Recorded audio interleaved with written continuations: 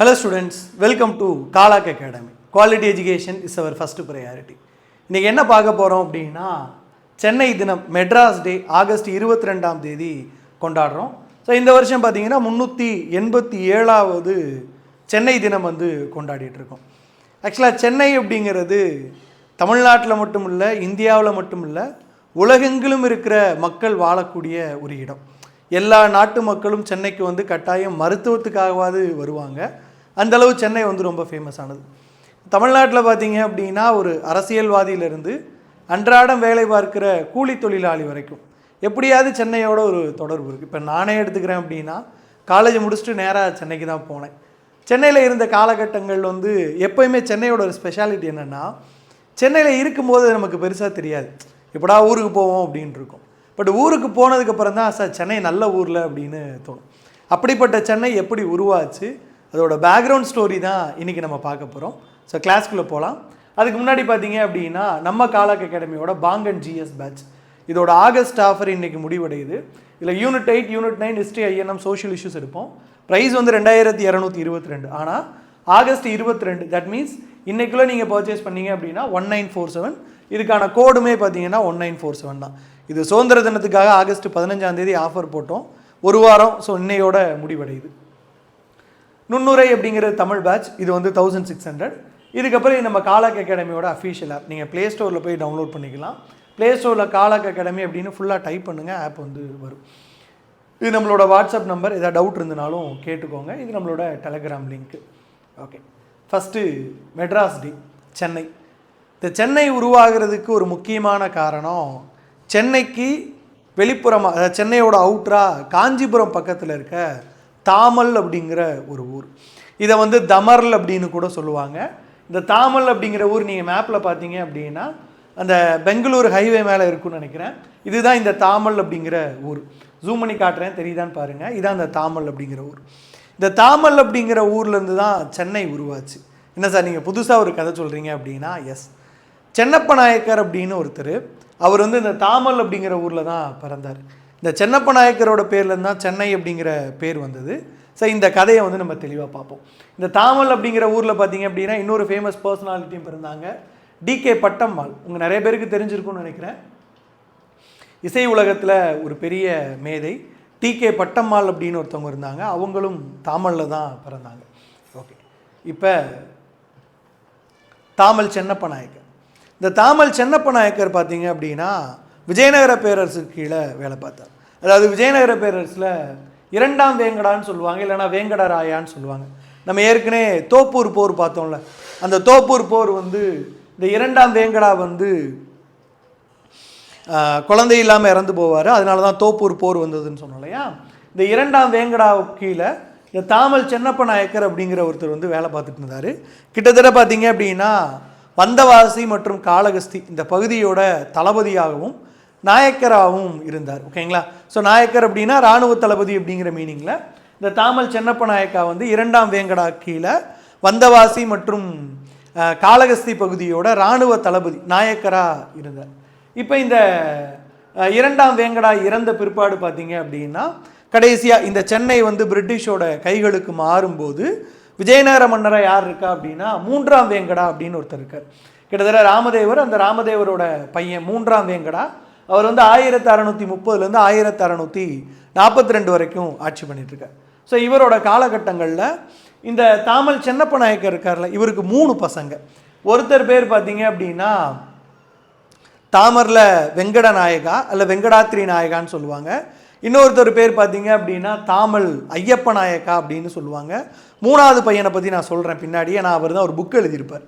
இப்போ இந்த தாமல் சென்னப்ப நாயக்கா இராணுவ தளபதியாக இருந்தார்ல, வந்தவாசி காளகஸ்தி இது எல்லாத்தையும் இதை தன்னுடைய 2 பசங்களுக்கும் பிரித்து கொடுக்குறாங்க. ஸோ அப்படி 2 பசங்களுக்கும் பிரித்து கொடுத்துருப்பார். ஓகேங்களா. இதில் பார்த்தீங்க அப்படின்னா தாமல் வேங்கடா மற்றும் தாமரில் ஐயப்ப நாயகா.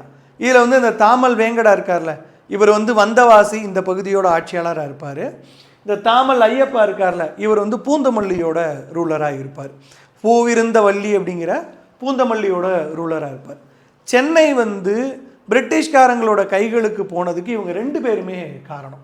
எழுதி கொடுத்தவர் வேங்கடா தான், பட் வேங்கடாவை புஷ் பண்ணது யார் அப்படின்னா ஐயப்ப நாயகா. இந்த கதை எங்கேருந்து வந்தது அப்படின்னு சொல்கிறேன். ஓகே, இப்போ இது சென்னை வந்து எப்படி பிரிட்டிஷாரோட கைகளுக்கு போச்சு அப்படிங்கிறதுக்கு ஒரு புக்கு உண்டு. அதாவது சென்னப்ப நாயக்கரோட 3வது பையன், நான் இன்னொரு பையனை பற்றி பிறகு சொன்னேன்னு சொன்னேன் இல்லையா, அந்த 3வது பையன் அவர் பேர் வந்து அங்கபூபால நாயக்கா. இவர் வந்து உஷா பரிணயம் அப்படின்னு ஒரு புக் எழுதியிருப்பார். இந்த உஷா பரிணயம் அப்படிங்கிற புக்கில் டச்சுக்காரர்களுக்கும் போர்ச்சுகீசியர்களும் இடையான அடிக்கடி ஏற்படும் சண்டைகளை தீர்க்க சென்னப்பட்டணம் நிறுவப்பட்டது அப்படின்னு குறிப்பிட்றார். என்ன அப்படின்னா, டச்சுக்காரர்கள் போர்ச்சுகீசியர்கள் பார்த்தீங்க அப்படின்னா சாந்தோம் பகுதியில் ஒரு போர்ட்டை உருவாக்கி அவங்க அந்த பகுதியை ரூல் பண்ணிகிட்டு இருக்காங்க. டச்சுக்காரர்கள் பார்த்தீங்கன்னா புலிக்காட்டு பழவேற்காடு இருக்குல்ல, அங்கே வந்து ஒரு கடற்கரையை ஒரு துறைமுகத்தை உருவாக்கி அவங்க அங்கே வாணிபம் பண்ணிகிட்டு இருக்காங்க. இவங்க 2 பேரும் அடிக்கடி சண்டை போட்டுகிட்டே இருந்தாங்க.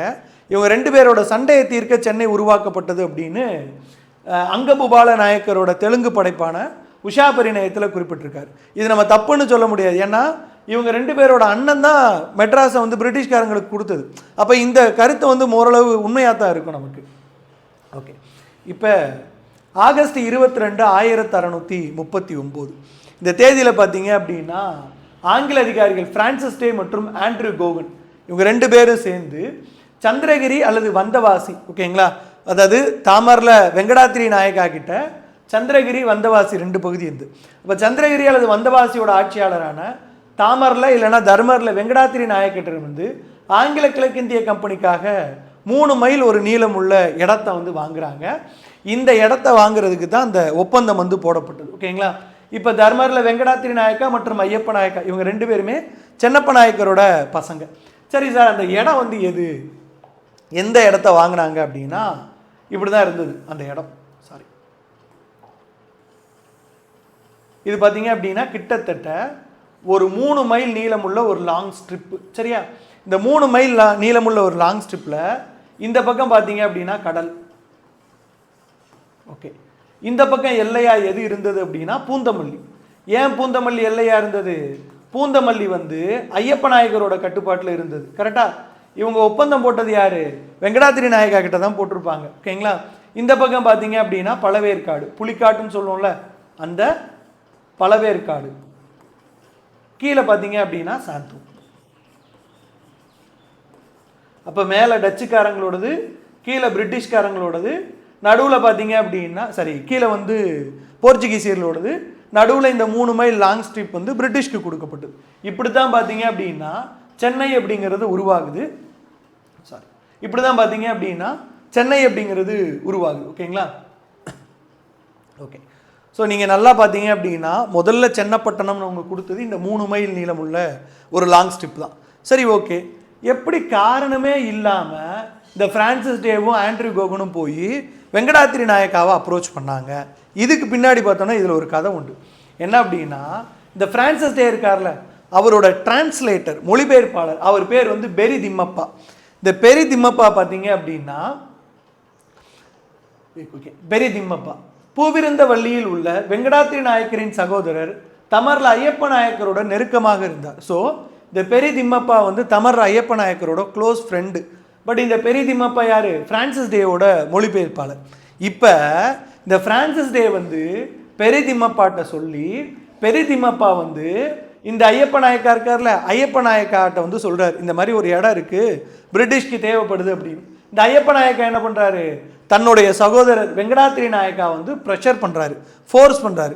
இந்த மாதிரி அங்கே ஏற்கனவே டச்சுக்காரர்களுக்கும் போர்ச்சுகீசியர்களுக்கும் சண்டை நடக்கு, இந்த இடத்த வந்து பிரிட்டிஷ்க்கு கொடுப்போம், கொடுத்துட்டு நம்ம அதுக்கப்புறம் நம்ம கையில் வாங்கிக்கலாம் அப்படின்னு. ஆக்சுவலாக சென்னப்பட்டணம் முதல்ல ஒப்பந்தமே பார்த்தீங்கன்னா 2 வருஷத்துக்கு தான். அதுக்கப்புறம் தான் அது எக்ஸ்டெண்ட் பண்ணப்பட்டது. 1639 ஆகஸ்ட் 22 3 மைல் நீளமுள்ள தரிசு நிலத்தை 2 ஆண்டுகளுக்கு தான் குத்தகைக்கு கொடுத்தாங்க. அதுக்கப்புறம் தான் அந்த குத்தகை வந்து நீட்டிக்கப்பட்டு அதுக்கப்புறம் பல போர்கள் வந்த பிற்பாடு கிட்டத்தட்ட சென்னை வந்து பிரிட்டிஷ்காரங்களோட தாயகம் மாதிரி ஆகிப்போச்சு. எல்லா போர்கள்லையும் எல்லா இடத்தையும் கைப்பற்றி சென்னையை பார்த்தீங்க அப்படின்னா ஒரு வலுவான பகுதியாகவும் உருவாக்கி வச்சுருந்தாங்க. ஸோ முதல்ல 2 ஆண்டுகளுக்கு தான் கொடுக்கப்பட்டது. ஓகே, இந்த பகுதிக்கு முதல்ல வந்தது யாருன்னா 1522 போர்ச்சுகீசியர்கள். அவங்க சாந்தோம் பகுதியில் ஏற்கனவே பார்த்தீங்கன்னா செயின்ட் தாமஸ் அங்கே தான் வாழ்ந்ததாக நம்பப்படுகிறது இல்லையா, அதனால். அதுக்கப்புறம் பார்த்தீங்கன்னா டச்சுக்காரர்கள் 1612 புலிக்காட்டில் தங்களது வாணிப தளத்தை அமைச்சாங்க. இவங்க 2 பேருக்குள்ள சண்டை வந்துட்டு இருந்ததுனால கூவம் நதிக்கும் எக்மோர் நதிக்கும் நடுவில் இடைப்பட்ட நிலத்தை தான் ஆண்ட்ரியூ கோகனுக்கும் பிரான்சிஸ் டேக்கும் கொடுத்ததா சொல்லப்படுது. பட் அவங்களோட அக்ரிமெண்ட்டில் 4 எல்லைகள்னு போட்டு வடக்கில் பார்த்தீங்க அப்படின்னா பழவேற்காடு, தெற்கில் சாந்தோம், இந்த பக்கம் கடல், இந்த பக்கம் பூந்தமல்லி அப்படின்னா எல்லைகள் குறிப்பிடப்பட்டிருந்தது. ஓகே, ஸோ கிட்டத்தட்ட இந்த சென்னையோட வரலாறு அப்படிங்கிறது நீண்ட நெடிய வரலாறு. இப்போ உங்களுக்கான கேள்வி என்ன அப்படின்னா, எந்த ஆண்டு எந்த தேதி மெட்ராஸ் என்பது சென்னை என்று பெயர் மாற்றம் செய்யப்பட்டது? 1. 2வது, எந்த ஆண்டு எந்த தேதியில் சென்னை மாகாணம் அப்படிங்கிற பெயர் தமிழ்நாடு என பெயர் மாற்றம் செய்யப்பட்டு நடைமுறைக்கு வந்தது? இந்த 2 கேள்விக்குமான பதிலை வந்து கீழே கமெண்ட்டில் சொல்லுங்கள். இது எல்லாமே நம்ம பெய்டு பேட்சில் கொடுத்த நோட்ஸ் தான் இப்போ வந்து உங்களுக்கு ஷோ பண்ணியிருக்கேன். ஸோ சென்னை அப்படிங்கிற நகரம் உருவாகிறதுக்கு தாமல் அப்படிங்கிற ஒரு பகுதியில் இருந்த சென்னப்ப நாயக்கர் அவரோட வம்சாவளிகள். இதில் ஒரு விஷயம் சொல்கிறேன். இந்த சென்னப்ப நாயக்கர் தான் இந்த பகுதியை வந்து பிரிட்டிஷ்ட கொடுத்ததா ஒரு கதை உண்டு. ஆக்சுவலாக சென்னப்ப நாயக்கர் மரணம் அடைஞ்ச பிற்பாடு தான் இந்த அக்ரிமெண்ட்டே போட்டிருப்பாங்க. அதனால் தாமரில் வெங்கடாத்திரி நாயக்கா தான் இல்லை வெங்கடா நாயக்கா தான் இந்த அக்ரிமெண்ட்டில் வந்து சைன் பண்ணவர். அவரோட தம்பி ஐயப்ப நாயக்காவோ அங்கபூபால நாயக்காவோ சைனே பண்ணலை. சரியா? ஓகே, ஸோ இன்றைக்கி பார்த்தீங்க அப்படின்னா சென்னையோட 387வது தினம் கொண்டாடிட்டு இருக்கோம். So bang and batch unit 8, unit 9 history INM. இப்போ நம்ம சொன்ன கதெல்லாம் நம்மளோட ஐஎன்எம் பேட்சில் இருக்கும். ப்ரைஸ் வந்து இன்றைக்கி வாங்கினீங்கன்னா 1947. இது நம்மளோட அஃபிஷியல் ஆப், ப்ளே ஸ்டோரில் டவுன்லோட் பண்ணிக்கோங்க. இது நம்மளோட வாட்ஸ்அப் நம்பர். ஏதாவது டவுட் இருந்துச்சுன்னா சொல்லுங்கள், நம்ம டீம் வந்து உங்களுக்கு ரிப்ளை பண்ணுவாங்க. தேங்க்யூ.